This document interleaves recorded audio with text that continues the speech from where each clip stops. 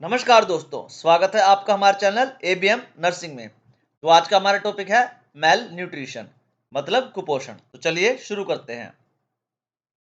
तो सबसे पहले हम पढ़ेंगे कि मेल न्यूट्रिशन होता क्या है। अब ये क्या होता है कि प्योर न्यूट्रिशन मिले किसी बच्चे को या किसी एडल्ट को, तो उसको क्या क्या कहेंगे हम? मेल न्यूट्रिशन मतलब खाना ढंग से ना मिला हो और या ज्यादा खाना खा लिया आपने, उसको कहेंगे मेल न्यूट्रिशन। ठीक है। It happens when body does not get enough nutrition, मतलब जब बॉडी को इनफ न्यूट्रिएंट्स नहीं मिलते, मिनरल्स नहीं मिलते जो शरीर को चाहिए होते हैं। ठीक है, काम करने के लिए सही चाहिए होते हैं जो शरीर को। अब इसमें दोनों चीज आ सकती है, अंडर न्यूट्रिशन भी आ सकती है कि आपको इनफ फूड ना मिला हो, न्यूट्रिएंट्स ना मिले हो, या फिर ओवर न्यूट्रिशन भी आ सकते हैं कि आपने बहुत ज्यादा खाया हो। ठीक है।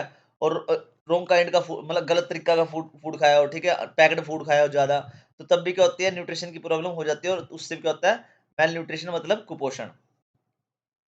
अब उसके बाद आता है इसके टाइप्स कौन कौन से हैं। तो ये तो हमने पढ़ लिया, जैसे कि अंडर न्यूट्रिशन कौन सा होता है, जिसमें लैक ऑफ कैलोरीज होती है, जिसमें खाना कम मिलता है। ठीक है। और खाना जो मिलता है वो उतना मतलब न्यूट्रिएंट्स नहीं होते उसमें जो आप शरीर की नीड को पूरा कर सके। उसमें प्रोटीन की कमी होती है, एसेंशियल न्यूट्रिएंट्स होते हैं वो भी कमी होते हैं उसमें। ठीक है। दूसरा क्या है, ओवर न्यूट्रिशंस। इसमें क्या आता है, ईटिंग टू मैनी कैलोरीज, पर बहुत ज्यादा खा रहे हो आप, बर्गर खा रहे हो, पिज्जा सैंडविच खा रहे हो। ठीक है। और ये भटूरे छोले भटूरे टाइप की चीजें खा रहे हो, ज्यादा अनहेल्दी फूड खा रहे हो सारा। तो ये किस चीज में आता है, या आइसक्रीम वगैरह खा रहे हो, ये चीज किस में आता है, ओवर न्यूट्रिशन में। मतलब आप खा तो रहे हो खाना, लेकिन वो बहुत ज्यादा खा रहे हो और अनहेल्दी फूड खा रहे हो। एक आता है माइक्रो न्यूट्रिएंट डेफिशिएंसी, जिसमें कि जो माइक्रो न्यूट्रिएंट्स है ना अपने शरीर के, वो कम हो जाते हैं आपके, जैसे कि आयरन हो गया, विटामिन ए हो गया, आयोडीन हो गया। ठीक है, या मिनरल्स वगैरह हो गए अपने शरीर के, वो क्या होते हैं, कम हो जाते हैं, जिससे कि डेफिशिएंसी होने लग जाती है। ये सारे किस चीज के टाइप है, मेल न्यूट्रिशन के। अब उसके बाद आते हैं कोज, कौन क्या क्या है मेल न्यूट्रिशन के। कोज तो देखो, एक तो पॉवर्टी है कि लोगों के पास इतना पैसा ही नहीं है, जो गरीब लोग हैं बेचारे, उनके पास इतना पैसा ही नहीं है कि वो न्यूट्रियस फूड खरीद सके जिसमें सारे न्यूट्रिएंट्स और मिनरल्स हो, मतलब उपयुक्त मात्रा में हो। उसके बाद क्या है, लैक ऑफ एजुकेशन।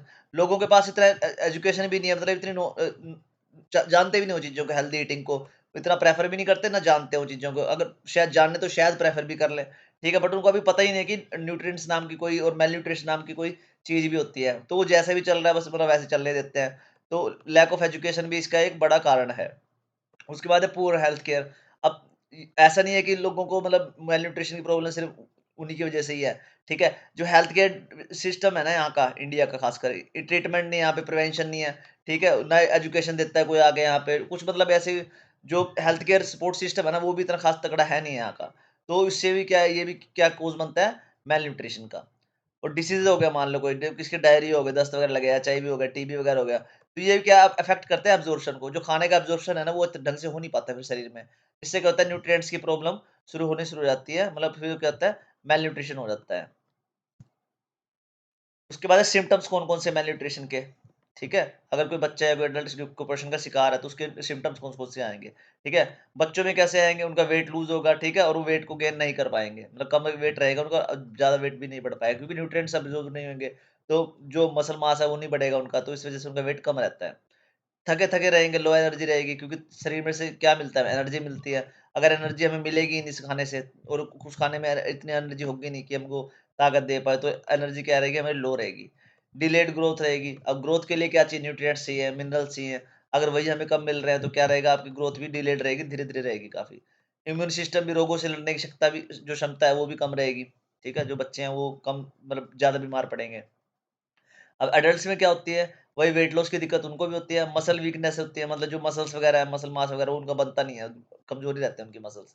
ठीक है, थकावट थकावट सी रहती है, उनको फटीग रहता है, उनके बाल झड़ते हैं और स्किन भी ड्राई ड्राई सी रहती है। ठीक है, ये किसके सिम्टम्स है, मेल न्यूट्रिशन के, बच्चों में और बड़ों में। अब उसके बाद आते हैं इफेक्ट्स क्या है मेल न्यूट्रिशन के। ठीक है, जैसे वो सिम्पटम्स हैं वैसे ही है वैसे ये भी, लेकिन ये थोड़ा अलग-अलग टाइप के इफेक्ट होते हैं। जैसे एरियाज़ हैं अलग-अलग जगह पे जहाँ पे मेल न्यूट्रिशन इफेक्ट करता है।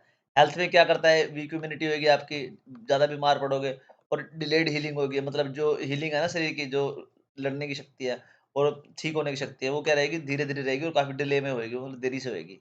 ग्रोथ बच्चों में क्या होएगी, काफ़ी स्टंटेड ग्रोथ रहेगी, मतलब अजीब-सी ग्रोथ रहेगी, मतलब उतनी सही ग्रोथ नहीं रहेगी। ब्रेन डेवलपमेंट भी उनका उतना अच्छे तरीके से नहीं हो पाएगा। ठीक है? प्रोडक्टिविटी कैसे रहेगी, उनकी एनर्जी लो रहेगी, तो क्या आएगी, उनकी वर्क एबिलिटी क्या होएगी, रिड्यूस रहेगी और कम रहेगी बिल्कुल।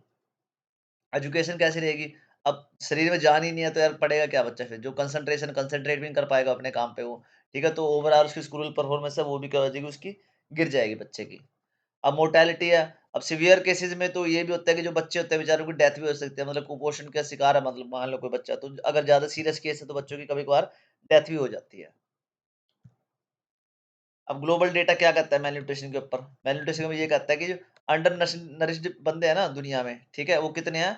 73 करोड़ के आस-पास बंदे हैं जो अंडर नरिश्ड है, ठीक है? मतलब उनको न्यूट्रिशन मिला ही नहीं है इतना खास, वो अंडर न्यूरिश्ड रह गए हैं, ठीक है? और जो बच्चे हैं 5 साल से कम हैं, ठीक है? उनकी स्टंटेड ग्रोथ हो रही है, वो कितने हैं? 14.8 करोड़, इतने बंदे हैं जो बच्चे हैं, जो 5 साल से कम बच्चे हैं, कम की उम्र के हैं, लेकिन उनकी जो ग्रोथ है वो स्टंटेड है काफ़ी, मतलब सही नहीं है बिल्कुल भी। और जो 5 साल से कम के बच्चे हैं वो वेस्टिंग में भी है, ठीक है? जैसे कि 4.5 करोड़ बंदे हैं। ओवरवेट बच्चे कितने हैं? अंडर 5 देख लो, अंडर 5 में भी ओवरवेट होने लगे अब तो।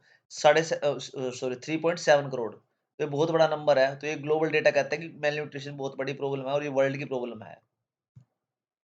अब उसके बाद आते हैं कि प्रिवेंट कैसे करना है मेलन्यूट्रिशन को। प्रिवेंट करने के लिए क्या, ईट बैलेंस डाइट करनी है, ठीक है? सारे फूड ग्रुप्स के जो खाने हैं वो खाने चाहिए, फल सब्जियाँ खानी चाहिए, फ्रूट्स खाने चाहिए, दालें खानी चाहिए, अनाज खाना चाहिए, जो भी मतलब प्लांट बेस्ड डाइट है ना वो सारी लेनी चाहिए, ठीक है? अब नॉन-वेज वाले ये ना कहना है कि बी 12 कहाँ से मिलेगा? बी 12 भी मिल जाता है, उनके सप्लीमेंट आते हैं, वो मिल जाता है। मांस खाना या डेयरी प्रोडक्ट यूज़ करना ये कोई सॉल्यूशन नहीं है। उसके बाद क्या है, इंश्योर प्रॉपर ब्रेस्ट फीडिंग, ठीक है? बच्चे को ब्रेस्ट फीडिंग जो भी करानी है वो प्रॉपर होनी चाहिए, 6 महीने तक तो उसको जो दूध है पिलाना ही चाहिए, ठीक है? और जो बच्चे की केयर है वो भी करनी चाहिए। हाइजीन का भी ध्यान रखना चाहिए ताकि इन्फेक्शन वगैरह ना फैले, ठीक है? बच्चों को साफ-सफाई में रखना चाहिए ताकि वो मतलब जो इन्फेक्शन वगैरह उनके शरीर में ना प्रवेश कर पाए। और क्या हो, nutrition education, sorry nutrition education बच्चों को प्रोवाइड करनी चाहिए, उनके फैमिलीज को प्रोवाइड करनी चाहिए, उनके पेरेंट्स को समझाना चाहिए कि न्यूट्रिशन कितना जरूरी है शरीर के लिए, ठीक है? तो ये सारे क्या है, प्रिवेंट करे जा सकते हैं इससे मेल न्यूट्रिशन। और गवर्नमेंट क्या कर सकती है इसके लिए? गवर्नमेंट ने स्कीम चलाई हुई है, मिड डे मील प्रोग्राम है, ठीक है? उसमें काफी सारा अच्छा खाना मिलता है खाने के लिए, ठीक है? इंटीग्रेटेड चाइल्ड डेवलपमेंट सर्विसेज हैं, वो भी मतलब काम कर रही है, पोषण अभियान है, वो भी बच्चों को खाना खिलाती है, ठीक है? ये इनफ नहीं है, बट फिर भी कम से कम एटलीस्ट ये कुछ काम कर पा रही हैं ये चीज़ें। और इम्प्रूवमेंट की ज़रूरत है इनमें, बट घर से जो मिल रहा है उनको उससे तो ठीक ही मिलता है इसमें। अब कंक्लूज़न क्या निकलता है जी? इसका कंक्लूज़न यही निकलता है जी, ठीक है? ये एक सीरियस प्रॉब्लम है जी, ठीक है? बट प्रिवेंट करा जा सकता है इसको, अगर थोड़ा-सा इस पे मेहनत करी जाए ना और लोगों को एजुकेट करा जाए तो इसको प्रिवेंट करा जा सकता है आराम से, ठीक है? मेल-न्यूट्रिशन की प्रॉब्लम में क्या है कि सबको एफर्ट लगाने पड़ेंगे, फैमिलीज़ हैं, जो हेल्थ केयर डिपार्टमेंट है, जो गवर्नमेंट हो गई, जो हम इंडिविजुअल्स भी हो गया, वो भी एजुकेट कर सकते हैं लोगों को जाके, तो उनको सबको रोल निभाना पड़ेगा, ठीक है? और जो गवर्नमेंट है, जो सोसाइटी है, सबको ही रोल निभाना पड़ेगा इसमें। इसी लाइन पे हम इसको टॉपिक को एंड करेंगे कि let's spread the awareness and promote healthy eating habits. हमें अवेयरनेस फैलानी है, ठीक है? और हेल्दी ईटिंग हैबिट्स जो भी है ना, उनको क्या करना है? प्रमोट करना है। तो ओके बच्चों, thanks for watching. Please like, share and subscribe ABM nursing, ठीक है? अगर कोई टॉपिक में डाउट हो तो प्लीज़ यार कमेंट करके पूछ लेना। ये पीपीटी चाहिए हो किसी को तो वो भी पेड पीपीटी है, ये प्लीज़ आप मेरे से माँग सकते हैं, ले सकते हैं कैसे भी, ठीक है?